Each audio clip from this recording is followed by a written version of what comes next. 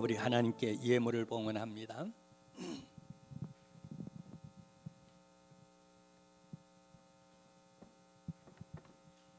예, 우리 11조 젊은 세례 신범식 집사님 비롯해서 우리 예물을 우리 하나님께 드렸습니다. 이 모든 예물 하나님 받으신 줄로 믿습니다. 우리 하나님의 말씀 오늘은 사사기제 13장입니다. 13장 전체를 보겠는데요, 그 가운데 1절에서 11절 말씀 우리 함께 보도록 하겠습니다. 이스라엘 자손이 다시 여호와의 목전에 악을 행하였으므로 여호와께서 그들을 40년 동안 블레셋 사람의 손에 넘겨주니라.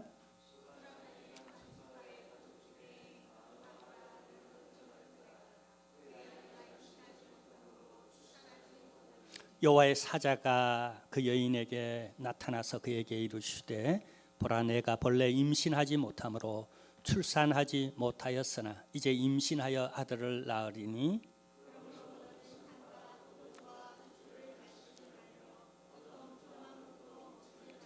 보라, 내가 임신하여 아들을 낳으리니 그의 머리 위에 삭도를 대지 말라. 이 아이는 태에서 나옴으로부터 하나님께 바쳐진 나실인이 됨이라. 그가 블레셋 사람의 손에서 이스라엘을 구원하기 시작하리라 하시니,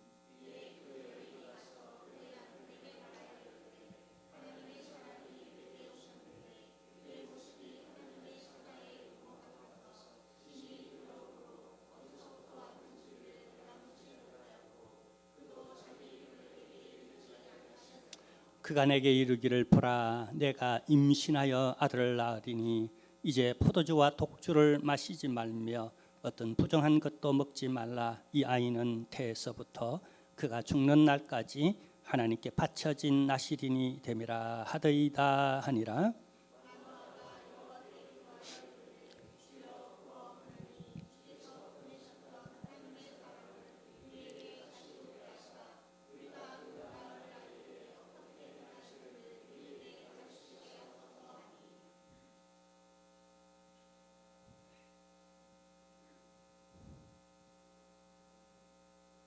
몇 절이죠? 예, 할렐루야. 하나님이 만화의 목소리를 들으시니라. 여인이 밭에 앉았을 때에 하나님의 사자가 다시 그에게 임하였으나 그의 남편 마노아는 함께 있지 아니한지라.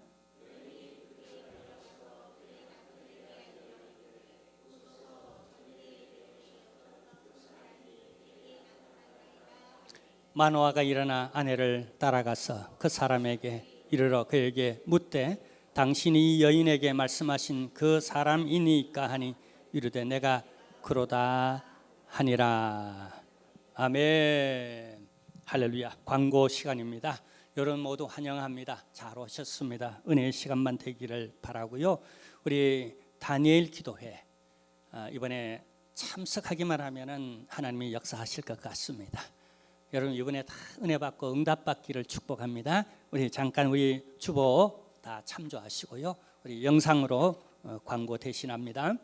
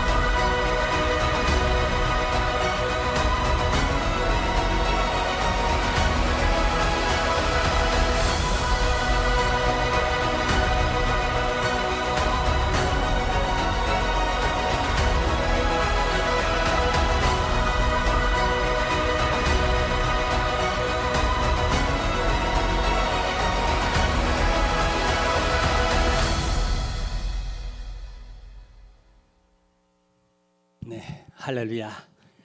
이번에 참석하기만 하면은 분명히 은혜 받습니다. 역사가 일어납니다. 그 영광 돌리는 간정의 주인공들이 되어 주시길 바랍니다. 우리 서로 좀 인사를 나누십시다. 우리 오늘 은혜 많이 받으십시오 하고, 우리 이청도 오늘 은혜 많이 받으시기를 바랍니다. 할렐루야, 할렐루야. 오늘 본문부터 13장, 14장, 15장, 16장까지 총 4장에 걸쳐서 성경에 사사가 12명이 나옵니다. 근데 그 가운데 가장 많이 차지하는 이렇게 사사의 얘기가 바로 삼손입니다. 하나님 왜 이렇게 삼손의 얘기를 많이 기록하도록 할까요? 흔히 우리가 삼손이라고 하면은 머리가 길고 그리고 힘이 괴력이고 그리고 여성적 어떤 편력 때문에 패가 망신한 이런 인물로 흔히 알고 있습니다. 근데 우리가 여기 주목해야 할 것은 삼손의 한 개인의 얘기를 하고자 하나님이 이렇게 여러 장에 걸쳐서, 그러니까 12명의 사사의 얘기 가운데 가장 많은 얘기를 담고 있어요. 그것은 한 개인을 통하여서 역사하시는 하나님, 또 이 한 개인이 한 가정을 이룹니다. 한 가정을 통하여서 역사하시는 하나님, 그리고 이 한 가정은 한 나라를 대표하기도 해요. 그러니까 한 나라를 선택하시고 그것을 통하여 어떻게 구속사를 이루어 가시는가 하는 그 하나님을 주목하시길 바랍니다. 자, 왜 그런가 하면은요, 12명의 사사 가운데 첫 사사가 온니엘입니다. 이후 여러 명의 사사가 등장하는데 심지어 서너 줄로 요약하는 그런 사사들도 여러 명 있습니다. 근데 이렇게 삼손의 얘기를 길게 이렇게 하시는 그 이유는 이 마지막 사사가 삼손이에요. 삼손을 통하여 두 가지를 보여줍니다. 하나는 그 시대적, 다시 말하면 사사기 종말의 시대, 사사기 끝 지점의 종말의 시대에 사회상, 그리고 그 시대에 하나님을 믿는다고 하는 교회 성도님들 그 가정의 모습을 얘기하고 싶은 거예요. 자, 여러 12명의 사사들 가운데에 이 삼손 얘기가 특이한 것은, 삼손, 오늘날의 우리의 신앙의 그 기준으로, 그 관점으로 볼 때에 삼손은 결코 우리가 본받을 만한 그런 인물이 못 됩니다. 그러죠? 술 마시고 여성들과 놀아나고 그것 때문에 자신의 신분을 망각하고 패가 망신하는, 그리고 이방 혼인을 하고 여러 여성들과 또 이렇게 같이 또 지내기도 하고 하는, 어쩌면 이도주의 종인가 사상가 싶은 마음이 들 정도로 12명의 사사 가운데 가장 타락한, 그렇게 경건해 보이지 않는 그런 인물입니다. 근데 이 사람의 얘기를 왜 이렇게 길게 할까요? 사실은 이 사람을 통하여 하나님이 당시 그리스도인의 삶이 어떠했는지를 보여주고 싶은 거예요. 그리고 당시 사사기 마렵의 시대상이 얼마나 타락했는지를 보여주고 싶은 거예요.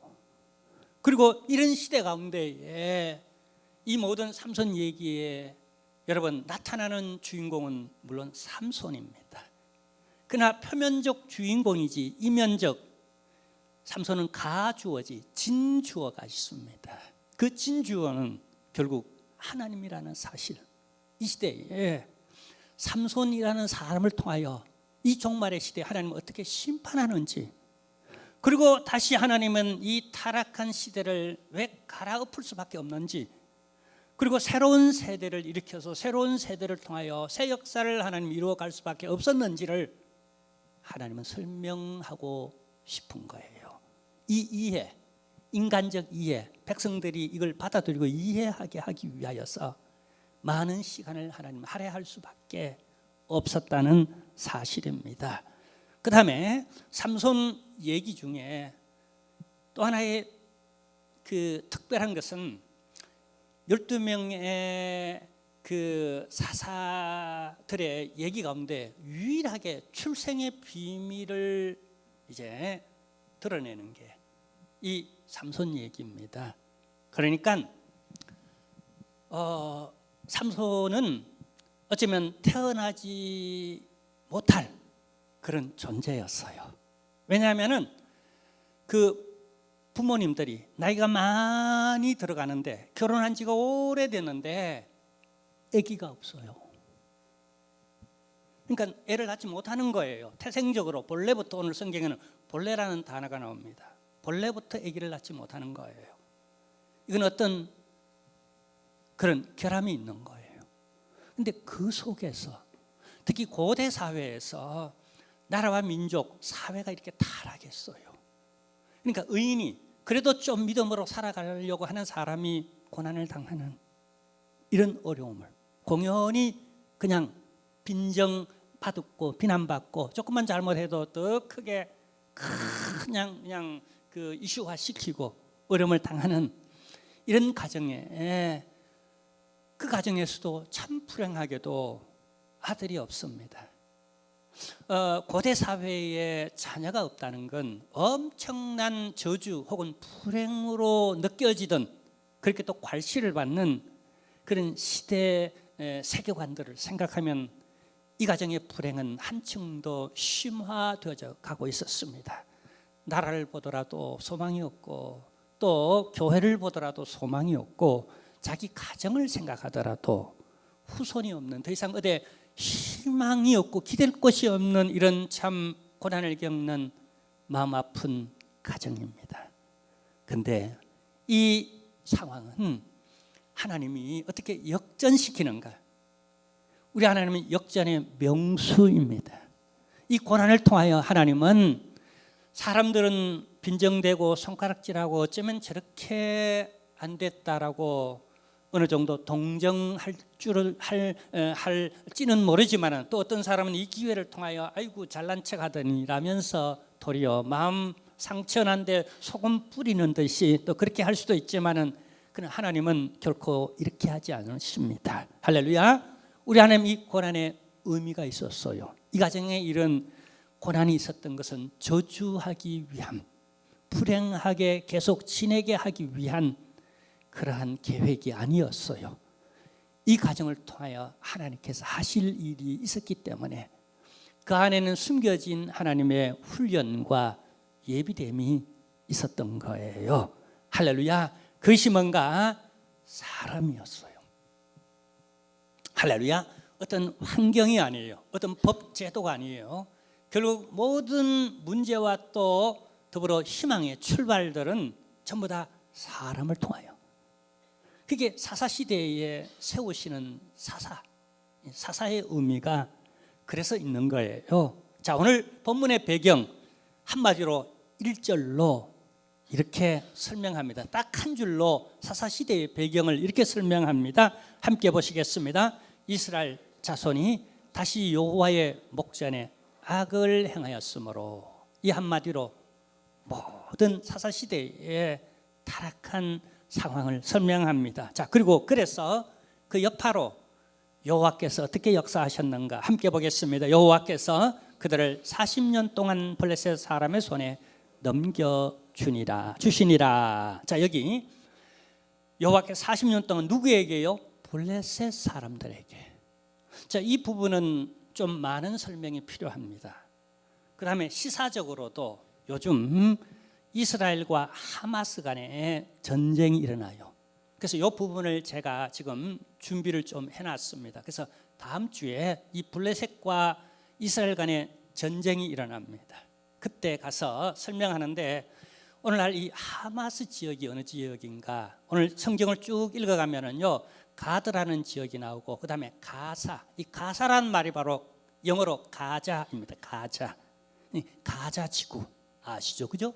그러니까 이 이스라엘과 가자 지구의 전쟁, 또 나아가서는 팔레스틴과 이스라엘 간의 전쟁은 이렇게 벌써 사사시대에부터 본격적으로 등장합니다. 사사시대는 약 주전 1500년 전이니까, 기원전 BC 1500년 전이니까요, 지금으로 한 사람은 3000 약 400년 전에 이미 팔레스틴 문제는 이렇게 전쟁으로 피로 물들고 있었다는 겁니다. 자세히 다음 주에 보도록 하고요. 자, 근데 몇 년 동안 이 쉽게 우리가 인식하면 하마스 사람들에게 이스라엘이 몇 년 동안 지배를 받았다고요? 40년입니다. 1년도 아니고 지금 전쟁이 일어나는 지 지금 2주가 되어져 가고 있습니다. 아주 지금 벌써 한 6천여 명 가까이가 사망했고, 또 엄청난 그 인질과 또 그다음에 부상자들, 심각한 부상자들이 수만 명이 되어지고, 그다음에 난민들이 또 아주 상당한 수를 이루고요. 그리고 뭐 그냥 이제 뭐 보니까 어제 저녁부터 이제 그 물자들이 그렇게 공급된다 그러는데, 예, 기아와 거기 성폭행과 폭력과 그냥 그다음에 끔찍하게 그냥 시도 때도 없이 수천 발을 그냥 하루에 그냥 많을 때는 그냥 5, 6천 발, 적을 때는 그냥 몇백 발씩 계속 연일 그냥 이스라엘로 향하고, 그다음에 저기 가자 지구를 향하고, 그다음에 그 위에 또 헤즈볼라 지역이 있는 레바논 지역과 또 이쪽에 시리아 지역 등등 하면서 지금 이게 그야말로 6.25 때 난리는 난리도 아닌 이런 전쟁이 지금 2주 일어나는데도 세계가 아주 난립니다. 근데 이게 하루 이틀도 아니고 40년이었다는 건, 보세요. 왜 이 하마스, 가자 사람들의, 이 블레셋 사람들의 치하에 있도록 하셨는가? 성경은 간단하게, 아주 단순하게 대답합니다. 이들이 여호와의 목전에 악을 행하였으므로, 이거예요. 왜 우리가 악에서 벗어나야 합니까? 왜 우리가 바르게 살아야 되겠어요? 하나님의 말씀으로, 믿음으로 우리가 왜 살아야 합니까? 아니면 이런 꼴 난다니까요.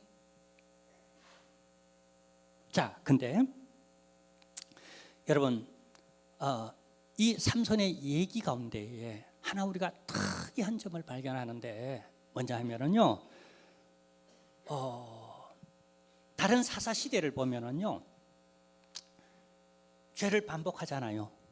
그래서 또 여러 가지 악재들을, 불행한 일들이, 특히 가장 비극적인 일은 전쟁이 일어나잖아요. 압제 속에 살고요. 근데 하나 특이한 점이 뭐냐면요, 다른 시대에는 하나님께 부르짖습니다. 우리가 잘못했습니다. 용서해 주옵소서. 다시는 내가 이 짓거리를 안 하겠습니다. 각성하여 믿음으로 살겠습니다라고 하는 각성운동이 일어나요. 고난을 통하여. 고난의 가장 1차원적 이유는 여기에 있는 거예요. 각성한다는 거예요. 근데 각성하지 않아요. 다시 말하면 기도하지 않아요.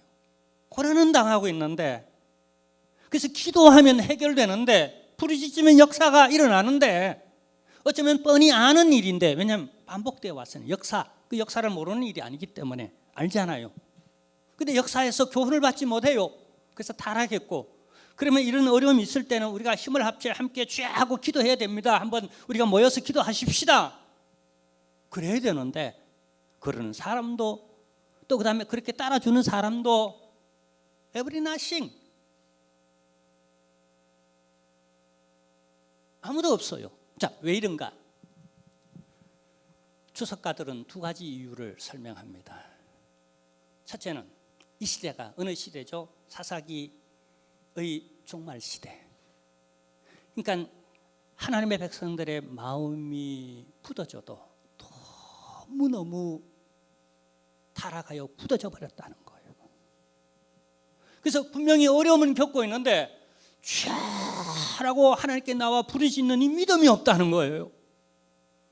그만큼 사람들의 마음 가운데에 기도에 대한 능력도 응답도 신뢰도 그다음에 그런 영성도 없는 그냥 마음이 무너져 내려 있는 이런 시대라는 거예요. 두 번째 설명은 이렇습니다. 왜 이런 상황 가운데서도 하나님께 나와 기도하지 않을까? 그들은 무려 40년 동안 블레셋의 그 하마스 사람들의 밑에 눌려 있었기 때문에. 그러면 이게 요즘 그 흔히 하는 말로 가스라이팅이 됐다는 거예요.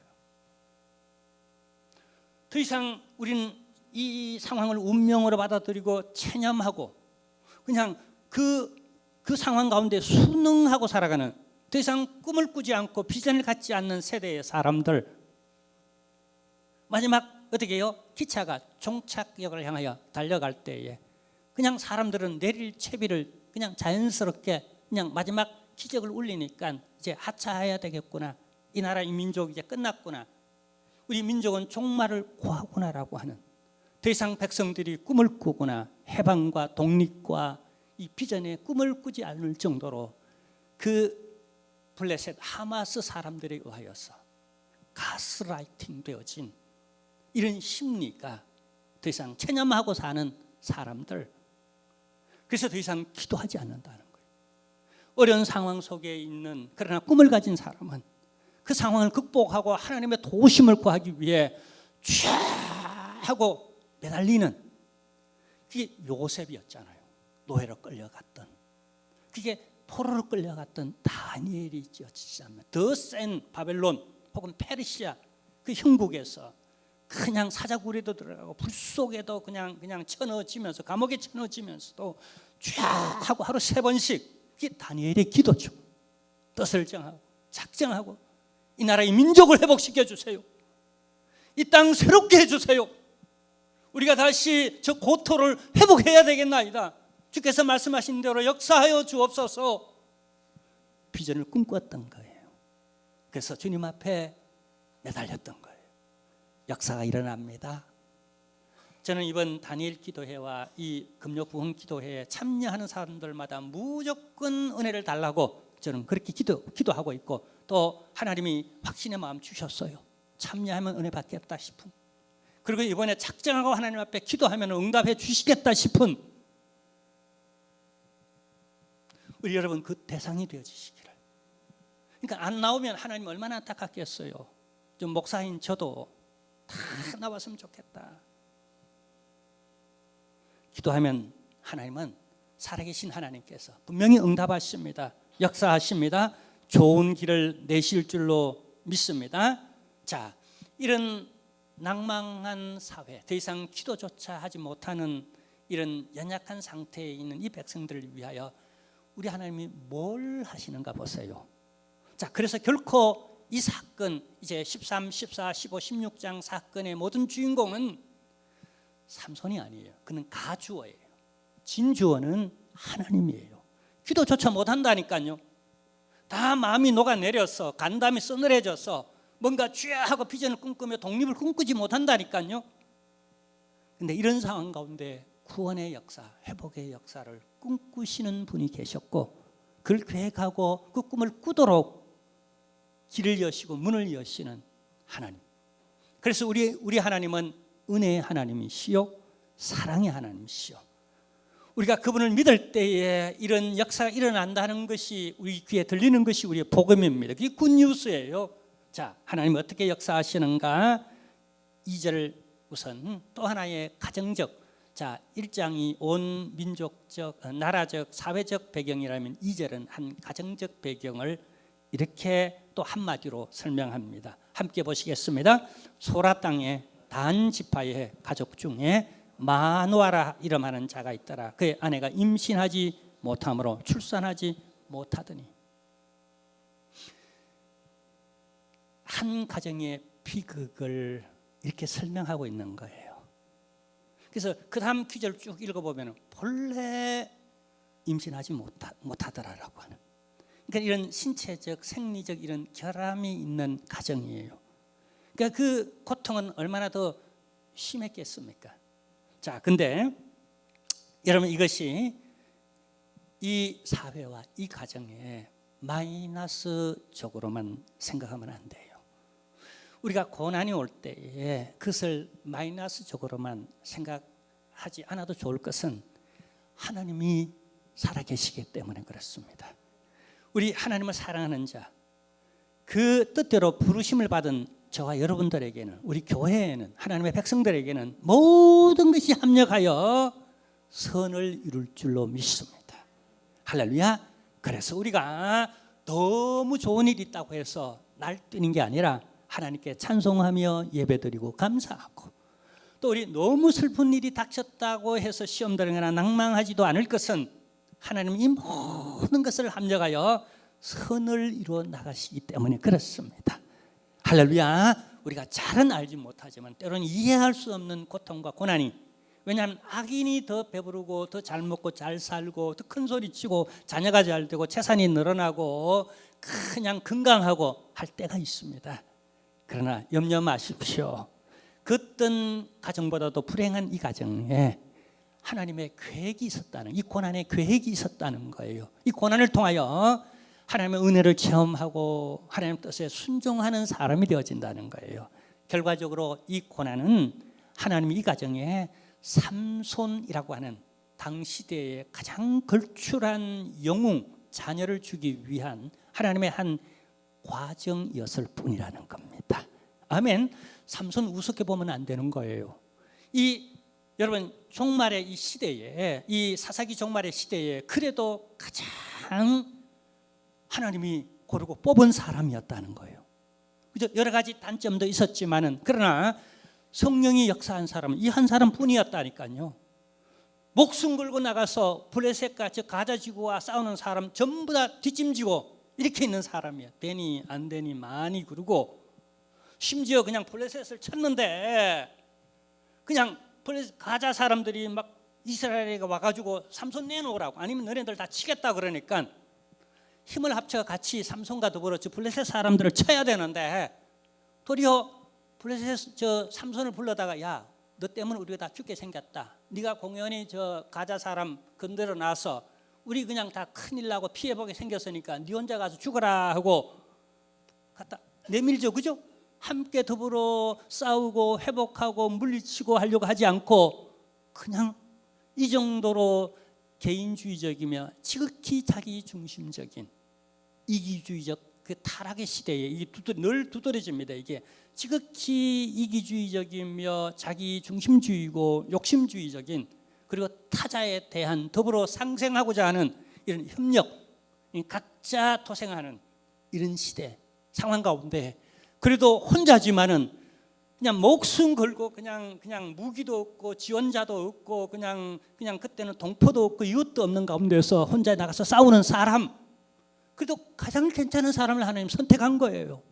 이만한 사람이 없어요. 이 시대적 세계관으로 볼 때에, 아니 주의 종이 저게 무슨 짓이냐, 저렇게 휘청대고 저것도 사사냐라고 말할는지도 모르지만은, 그러나 우리가 주목해야 할 것은 이런 사람이라도 써서 하나님께서 이 시대에 구원할 자를 구원하시고자 하시는, 마지막으로 나라와 민족을 하나님께 세우시고자 하시는 하나님의 열정, 그 마음이 얼마나 뜨거웠는가, 자기 백성을 고치고 세우고 다시 한번 시작하고자 하시는 하나님의 그 마음이 어떠했는가를 우리 읽어낼 줄 알아야 됩니다.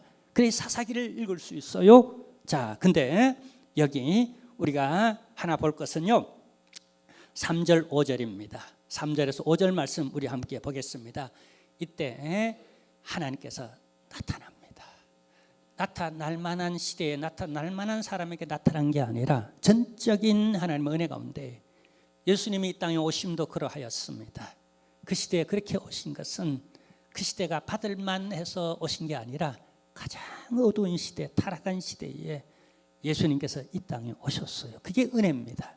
어렵지도 않고 경건치도 않고 일도 아니할 때에 그분이 구원의 역사를 이루기 위해 찾아오신 거예요. 어떻게 찾아오셨는가? 3절에서 5절 내용을 함께 보겠습니다. 여호와의 사자가 그 여인에게 나타나서 그에게 이르시되, 보라, 내가 본래라는 단어가 여기 나옵니다.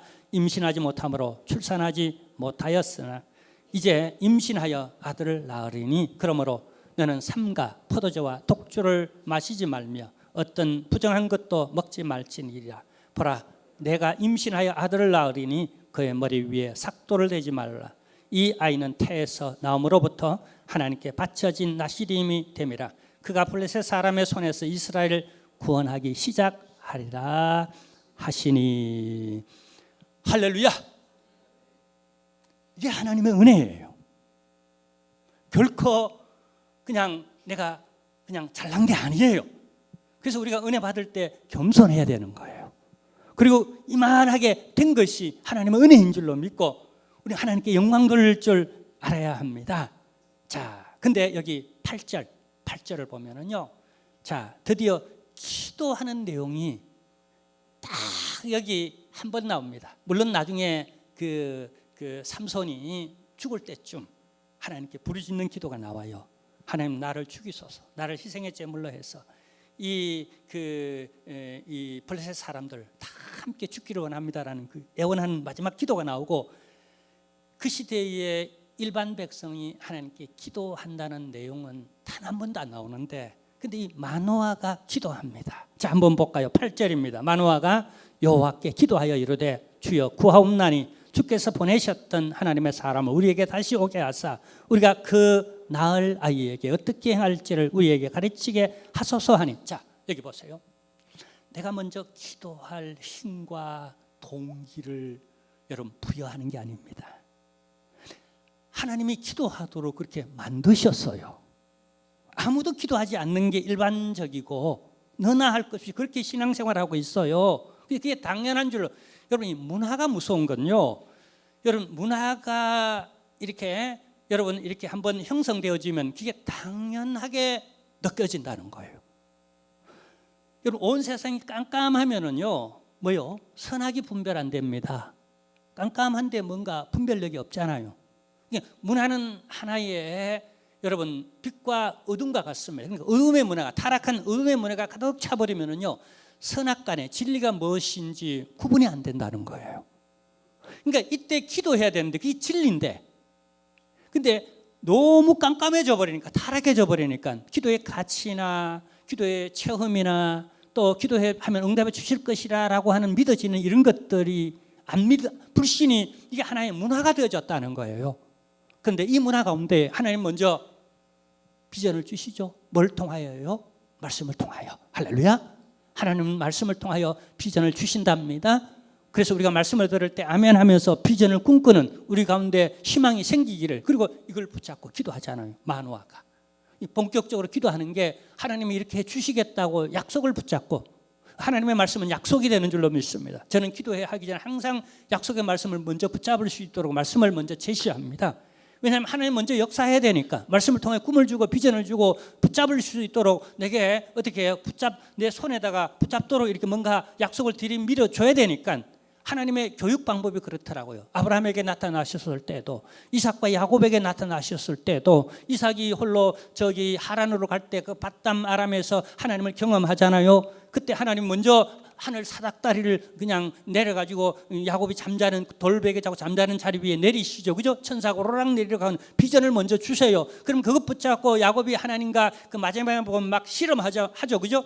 하나님 막 실험합니다. 역사하옵소서, 살려주세요, 가나안 땅에 축복을 주세요 하고 막 실험하는 거예요. 이런 에너지들이 전부 다 하나님 먼저 계시하는 거예요.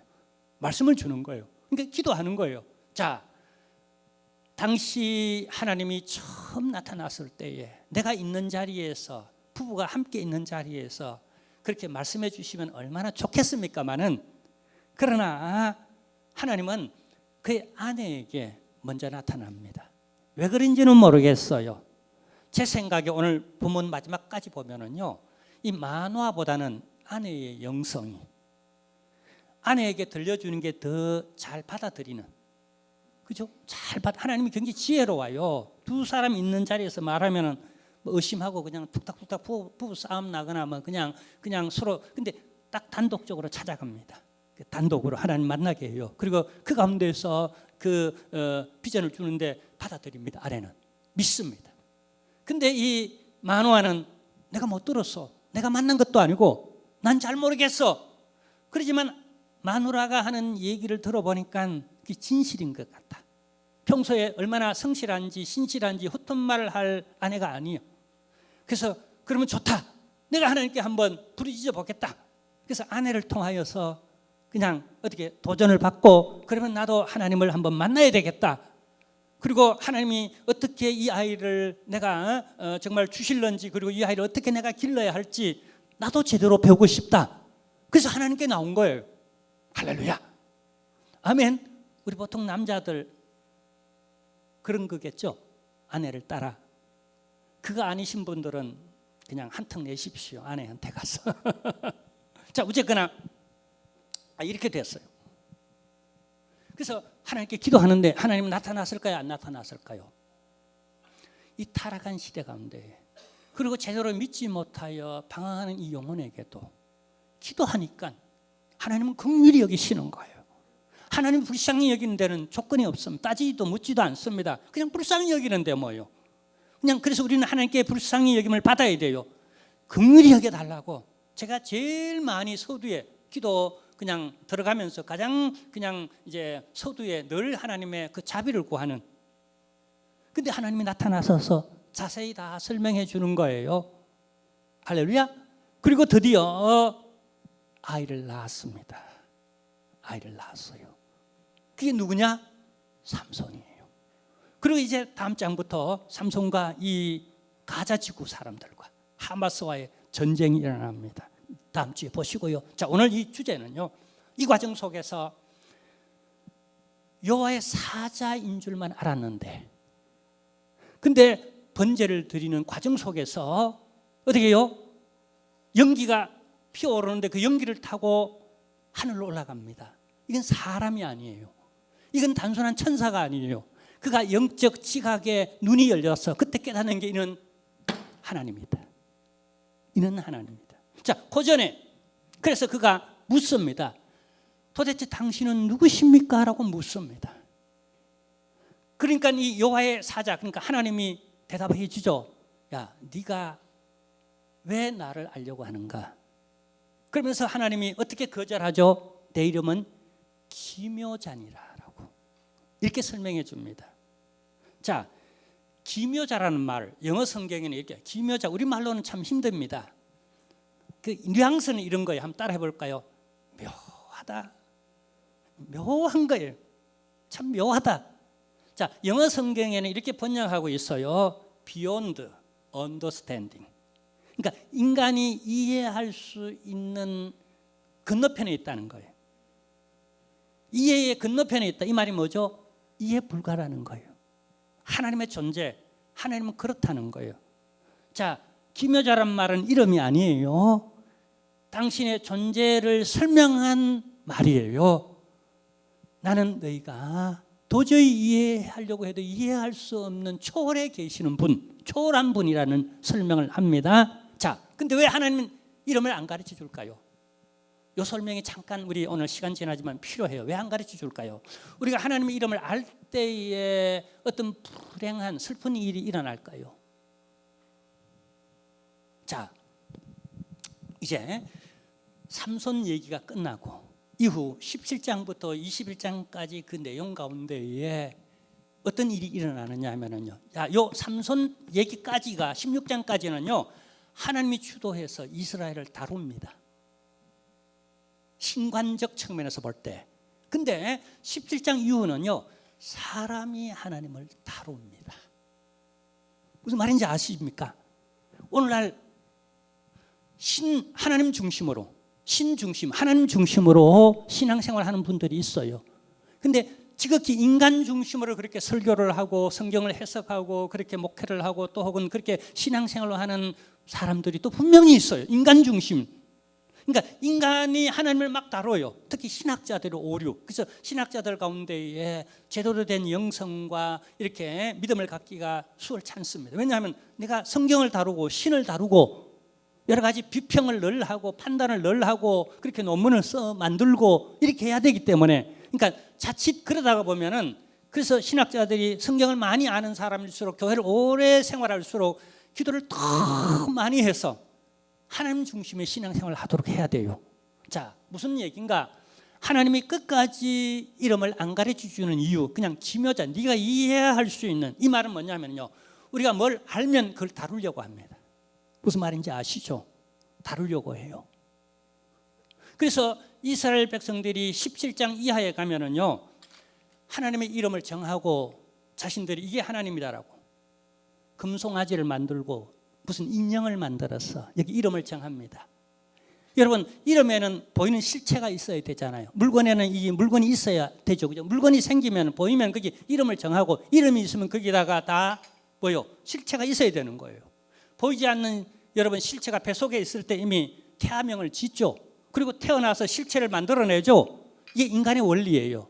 자, 그래서 그때부터 제사장도 레위 족속이 아닌 사람들에게 제사장 세우기도 하고, 그 다음에 이 모든 여러 가지 것들이 인간 본위로 내 환경 편리에 따라 가지고 그 이후 전부 다 그렇게 만들어 나갑니다. 그러니까 무슨 말인지 알죠? 하나님이 인간을 다루는 게 아니라 인간이 하나님을 다루려 하는 뭔가 이름이 정해지며 실체가 생기는 순간부터 그렇게 만들어지는 거예요. 자, 그래서 우리 총회에도 여기 잠깐 십자가를 목적에 의하여 달아놓는 건 허락했지만은 우리 총회에서 결정하기를 십자가 달아놓지 말자 그럽니다. 왜 그렇습니까? 좋은 상징이지만은 자칫 그 앞에 가서 보이는 것 앞에 그 이름이 지어져 있으니까 보인다는 얘기예요. 실제라는 거예요. 하나님 보이지 않는 분이신 줄로 믿습니다. 보이지 않는 형상이신 줄로 믿습니다. 보이는 뭔가로 캐릭터를 만들어내고 이름을 짓고 뭔가를 하다가 보면은 그 인간이 하나님을 다루는 오류에 들어간다는 거예요. 그러면서도 그게 뭔지도 모르고 막 난도질하고 다루려고 막 하는 데서 신앙이 영성이 확 다 떨어지는 마지막 시대의 사람들의 모습이었다는 거예요. 자, 근데 오늘 이제 결론을 내리려 합니다.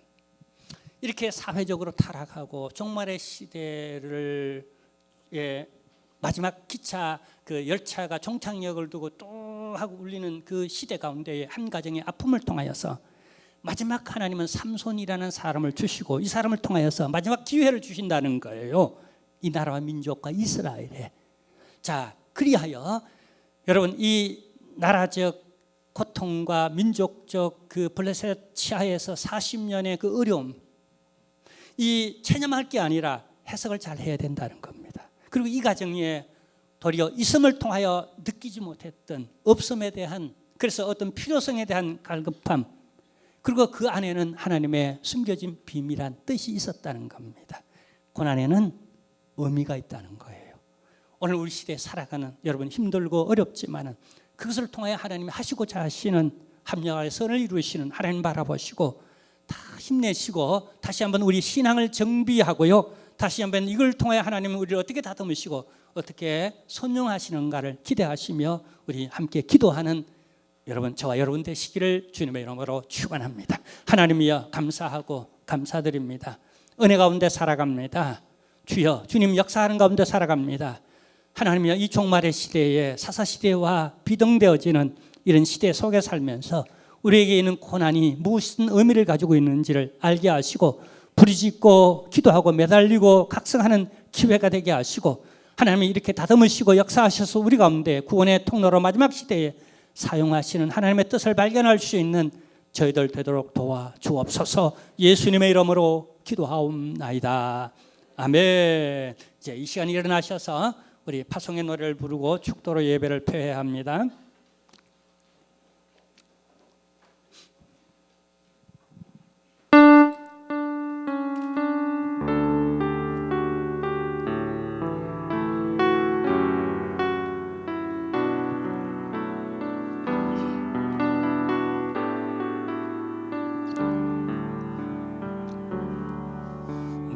우리는 세상 속에서 주의 부름 받은 성도입니다. 어두운 세상